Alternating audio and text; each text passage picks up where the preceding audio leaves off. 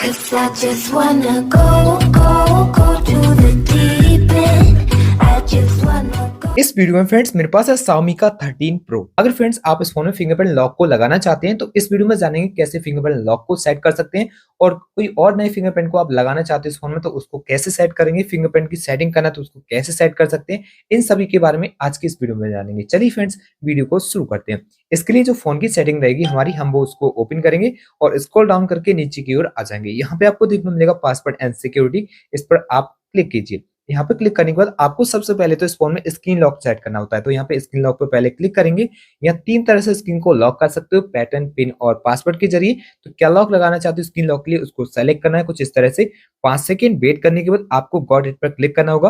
अब आप got it पर क्लिक करेंगे तो कुछ इस तरह से इंटरफेस आ जाएगा। अपना लॉक जो भी सेट किया है आपने वो आपको 2 बार डाल देना है एंड यहाँ पे कंफर्म करना है। कंफर्म करने के बाद आपसे बोला जाएगा डायरेक्टली कि आप फिंगरप्रिंट को लगाना चाहते हैं, तो यहाँ पहले तो कैंसिल कीजिए, वापस आ जाएंगे आप तो यहाँ फिंगरप्रिंट देखने को मिलेगा, यहाँ क्लिक कीजिए।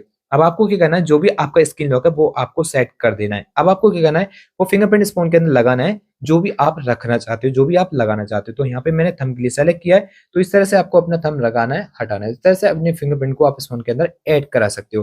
किसी भी फिंगर को लगा सकते हो, जरूरी नहीं है आप अपने थंब को ही सेट करें।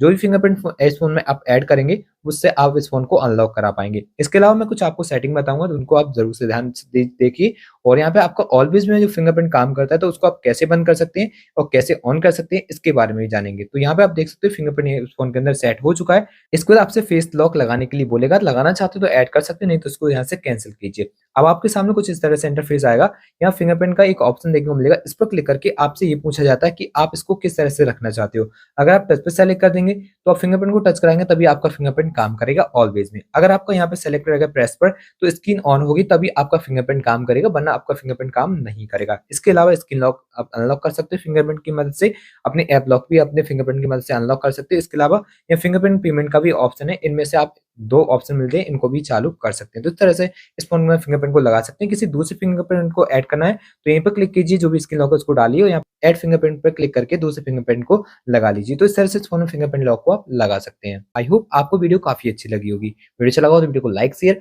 और चैनल को सब्सक्राइब करके बेल आइकन को प्रेस करना ना भूलें।